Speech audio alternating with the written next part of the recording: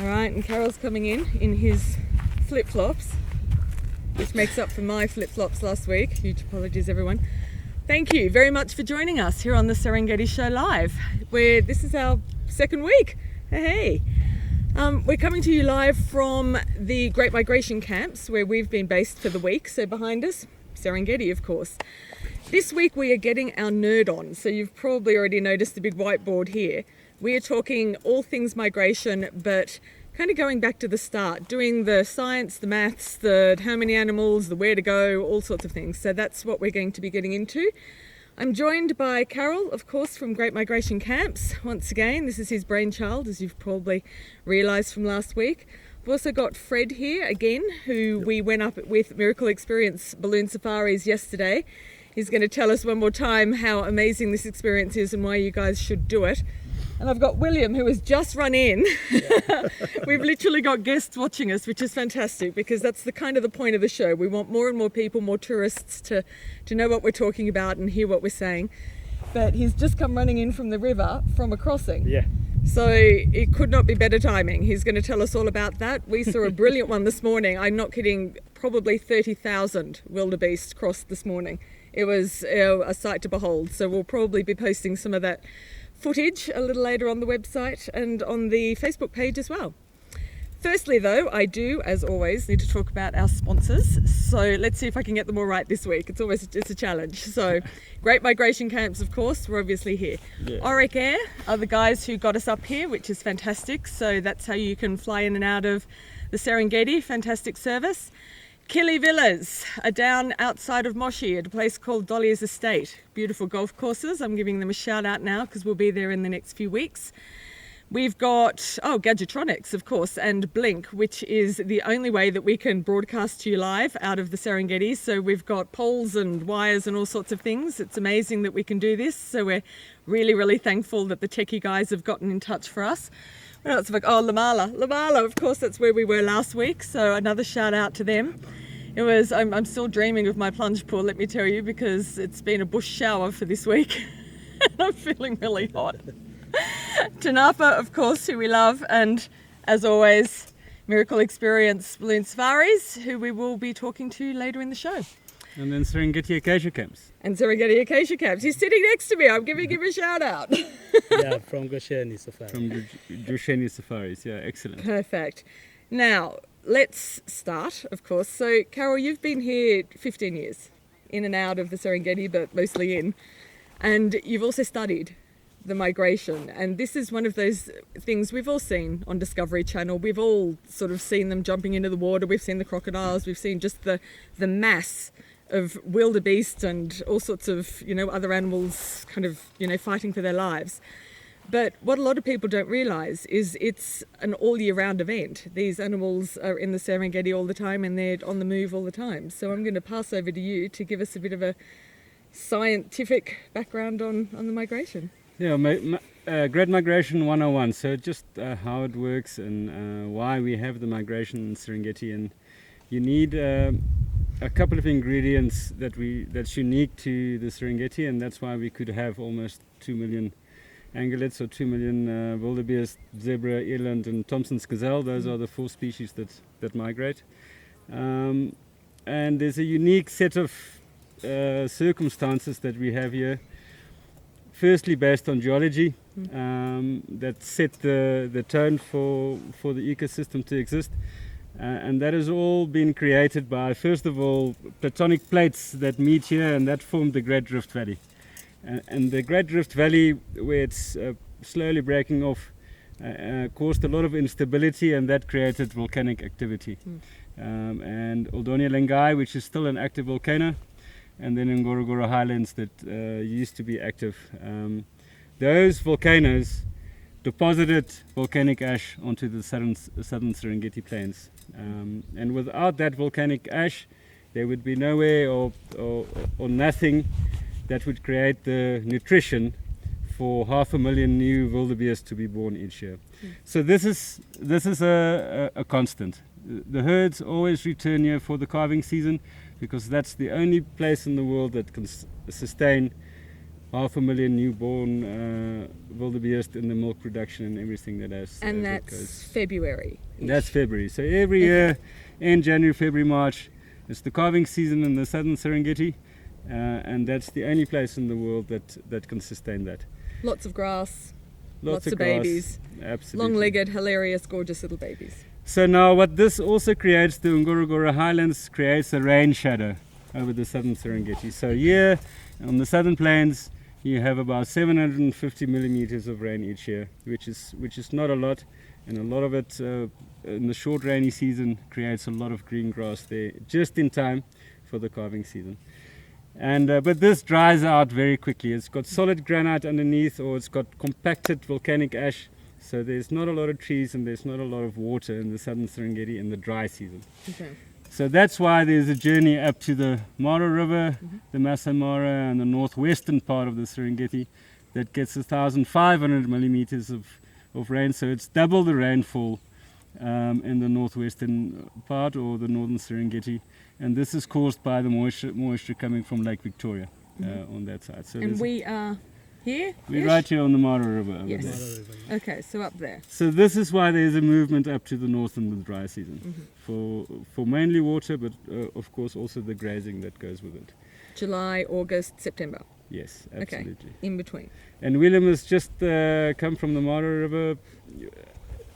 How is it looking? What's happening at the river, Willem? Yeah, it was really a great time because soon when we get to the river, and then we saw a group of like 100 of wildebeest, Okay. and just get to the water and they come And they crossed. and they cross. It That's takes incredible. them a little while though, doesn't it? Like sometimes they kind of hesitate, they're sort of herding, they turn around, they sort of wander back down, but it's always just one Yeah. that kind of starts to Just charge. it's like lucky today because soon when you arrive and we saw them running and just get to the water and then come out to another way. Well, And you that's cr- great But guiding sometime we by, have to William and wait a Gosheni lot. Safaris Yeah. and Yeah. Serengeti Acacia camps. That's absolutely. Not to say that it's because quite often you do have to wait. It's nature. You will sit, you have to wait. You're sort of under a tree, and because of the laws that we talked about last week, the guidelines, you have to wait quite far back and Yeah. everything. So it's a bit of a rush to get down when they all start jumping in.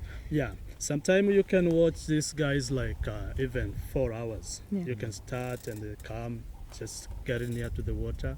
You're thinking like they're going to start, but they go up again. Yeah. It could be maybe a crocodile just move a little bit and all they run out.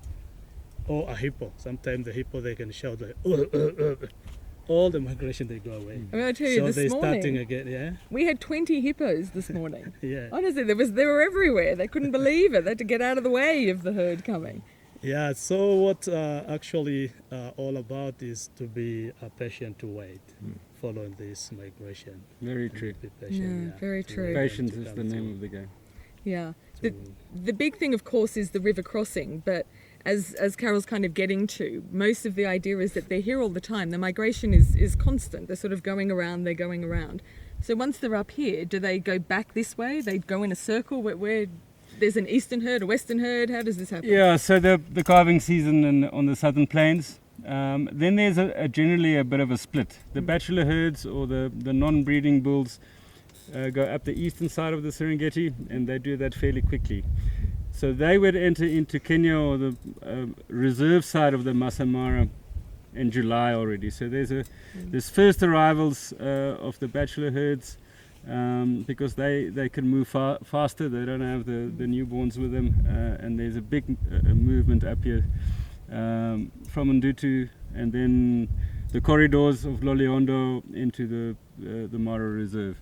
Then the western herds, which is the bulk of the migration, the other 2/3, which is at least 1.2, and those are the herds that we're seeing now. They come up the western side of the Serengeti through Maswa Game Reserve that's got more water, and then cross the Grumeti River that flows into Lake Victoria again, and sometimes we have some river crossings there if there's rain in the catchment area at Kleinskampen and the Lobo Highlands over there.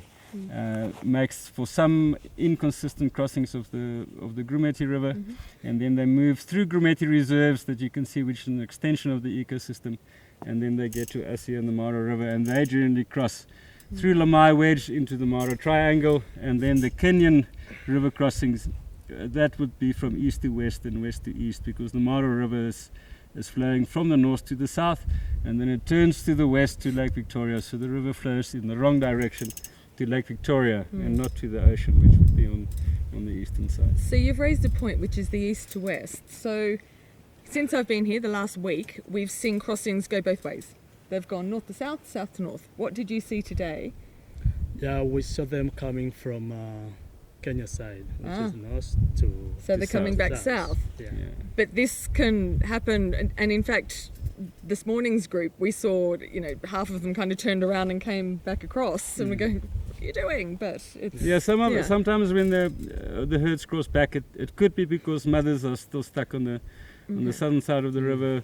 The youngsters realize, and then they cross back again. But generally at the end, all of them ended up on the northern bank of the river this morning, or southern bank of the river. Yeah. Around the idea of sort of coming here as a tourist, we just don't know. Every year has been a little different. So how can you kind of plan where to be, or how do you plan your trip around 4 million animals that are following the grass, and with climate change coming up, we just don't know from year to year. The calving season is spectacular, and that's a constant. So February, you can guaranteed there would be calving season in the Serengeti. So it's a wonderful time. There are newborns, and there's a lot of predator interaction. So that's a very, very good time to come and see the migration on the southern plains. And then the best time for river crossings, with the data that we have now over the last 12 years, is August. It's your best time for river crossings. But if you really want to guarantee river crossings, if you have the time and if you have the funds available, it's good to visit both sides, the Masai Mara side and the Serengeti side. And the last piece of advice I can give you is to kind of spread your itinerary out over a larger area of the Serengeti. They could be around Lobo on the eastern side. So yes, spend time on the Mara River, but then also spend some time just around and make a whole journey out of it. Now you touched on predators. So the idea of the migration is, that's the constant. You mentioned some of the other species that go around, but of course a lot of other species are really reliant upon the migration going through, the babies. We have seen, down at the river, there's just a lot of vultures at the moment. Every tree seems to have a vulture, but how do you sort of see the predators as far as is it a good time to come because you sort of see the action? There's lions around, there's a lot of cats around as well. Yeah, this is like, ecosystem. When the migration time happening, especially near to the river, all other creatures like vultures and lion, also they follow the migration. Yeah. So to benefit, for this vulture that we call like a scavenger, while the migration crossing, sometimes they kill each other or the water just push them away if the water is much. And also when the crocodile also catch, they can catch more than 3 or 4 of them. So for those remain just behind, outside of the river, then the vultures, they can and eat. Yeah. So it makes for a proper experience. Yeah, it's the Serengeti is known for its abundance, and the backbone of the ecosystem is the 2 million or ungulates that go around in a general clockwise direction. So you have a higher density of predators. You have almost 2,000 lions in the Serengeti ecosystem, which is double the amount that you have in Kruger National Park. And with that, there's an abundance of wildlife in the Serengeti, and obviously the biggest reduction of numbers for the migration and wildebeest would be starvation and predation. So during the drier cycle, starvation would kick in, and obviously predation takes its toll on the numbers, and that's why they fluctuate between, at the moment, about 1.5 million and 1.8, 1.9 million. Okay. Any final comments on the migration before I start talking about acacia camps over here? No, to come see it, but everyone is concentrating on river crossings, which is obviously a great thing to see. But there's so much to see throughout the year, and come and experience the calving season. It's spectacular down in the southern plains. Absolutely.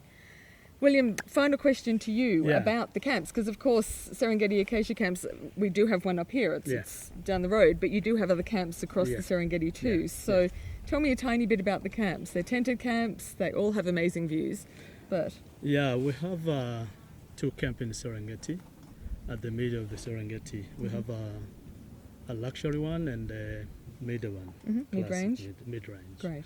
Yeah, the camp are really good and accommodate about 45 people up to 50. Lovely. Yeah, and it's available all the time, especially Okay. the time of the migration, because the one we have here in the Mara River, it's moved also to the southern part of the Serengeti. Okay. That's what we call Ndutu area, Yeah. as Karen The explained. carving it down the about bottom there, movement. Yeah. Lovely. So the camps are really nice and comfortable. hmm You like it if you visit it. I bet. So I'm going to have to. Yeah, we welcome everybody from all over the world to come to Acacia Migration. Brilliant. Yeah. Perfect. Yeah. Thank you. And just to throw in, one of our other sponsors, of course, is Lamala, who we were staying with last week, and they are not movable camps, but also in different locations around the The park. one that moves, also One that moves. from That's at the one. moment Ah, and the okay, so- Lamai wedge, and they move down to Okay. The, So the this 2 ones at the middle, they just some permanent that one. Okay. Evanjan and Nanyuki, which is the new one. Oh, which is lovely. No, perfect. So yeah, check out the websites. Mm. Throwing over to Fred, who's been sitting quite quietly there, boiling to death in the sun. We were hoping, honestly, it'll rain in the next half an hour, but we're sort of getting in beforehand. Yes. We did a balloon flight yesterday morning as well, so I'm just going to talk a little bit about that.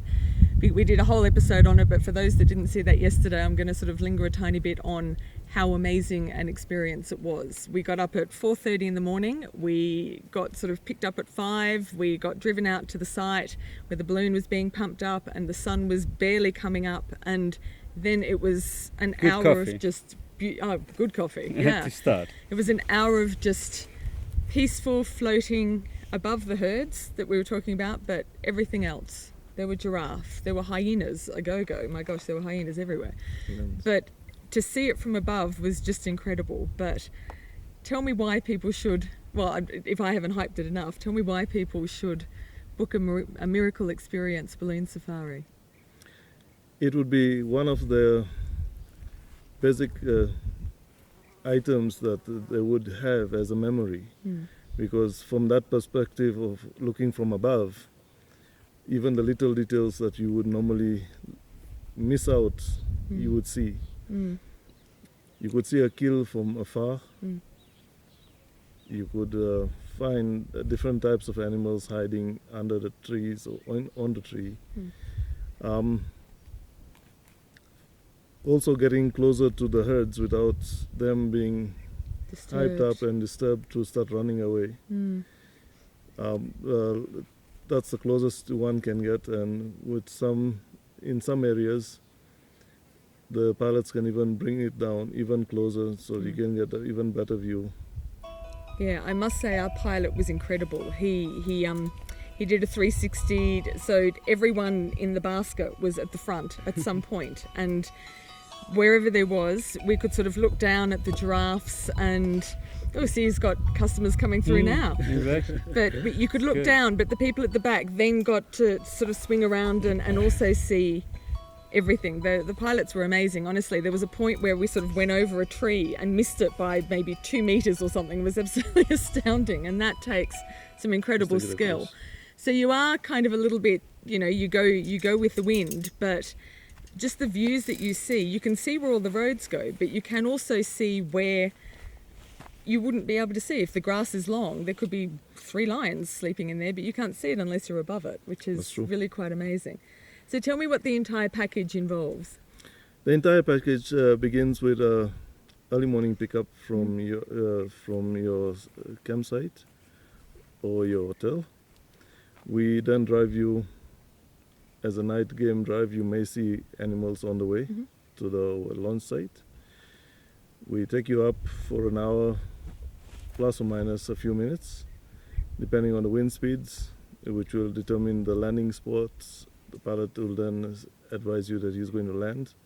On arrival, we have a champagne celebration, which was put in by the King of France after the first balloon flight took place. Such a great and story. To make peace with everyone. To make peace, that because the is- farmers, when they saw the first balloon, the farmers thought came they out were with aliens. pitchforks. Yeah. And they never expected to see something in the air of that nature coming out of the blue to see them. So they were all really angry with them. And when they found out that they could make peace by having a bottle of champagne, Ah. It's a great way to make I was peace. going to say, it makes it peace was with me making every really time, good there's friends. no doubt. Yes. After the champagne celebration, we have a small photo shooter there Mhm. for your memories with a basket. We drive you then to our breakfast site, Mm. whereby we have a full plated buffet Mhm. breakfast served to you. And at the breakfast site, we do offer Wi-Fi services which are free. Mhm. We have one of the most amazing toilets around, Oh, they are. the washrooms, I can tell you, because we don't want you to miss every second of your time. So even when you're doing your business, you can still watch what's happening outside. There's a It's a screen. great- No, great it's a loo. screen. Flashing You're loo. sitting there and animals are walking past. You We- will linger. And we also have fresh water flowing through there.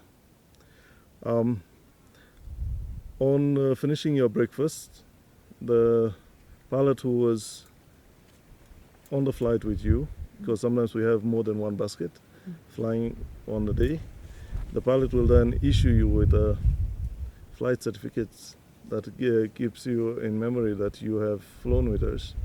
And also there's a spot on the right side of the certificate where you can check what you need, what you have seen on that particular day. And Very nice. after that, Yeah, it's a nice time. we drive you back to Hmm. the visitor center, which is in Kogatenda, the airport. But the time span is between the pickup time, which varies from place to place depending on where you are. Mm. We are through with you by 10 o'clock. Yeah. Should you have any requirement that you are going to be moving faster at the time of booking, please let us know, Mm. because then we can fit in all that into a tighter schedule and get you to your driver guide on time. We do care for the little details that you have with you, like dietary requirements, occasions. We cater for your honeymoon occasion, we cater for your birthdays, we cater for your retirements, and if there is an anniversary also, we'll do that for you also. Yeah.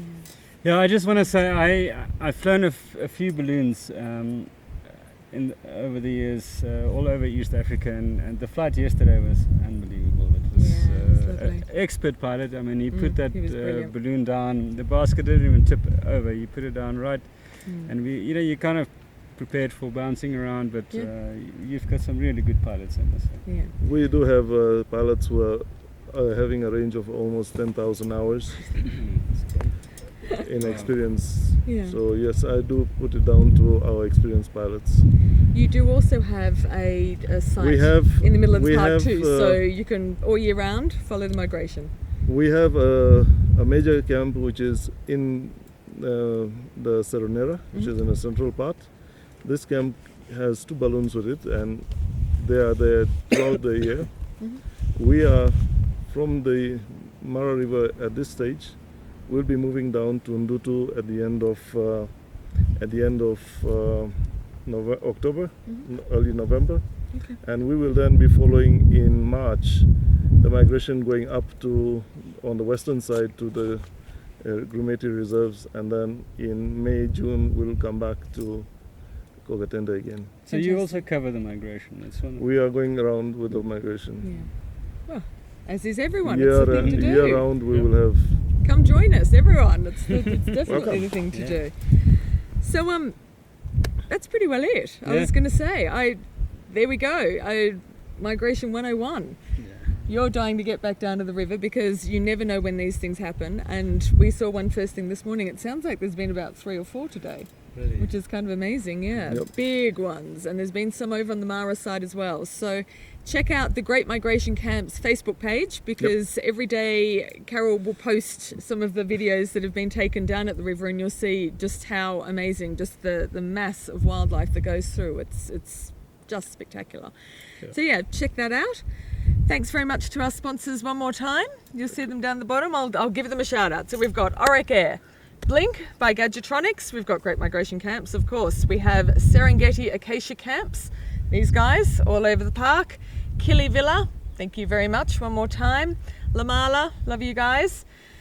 Thank you very much to Miracle Experience, and Tanapa, who we could not do this without. So just a quick shout out to Tanapa as well, who are the National Parks guys here. We had Fred on last week, and he was telling us about the regulations down at the river, actually. So we'll be revisiting that as soon as the season is over. So join in then, join us next week, same time, different place actually. Different place. Perfect. Ciao. Cheers. Bye. Bye.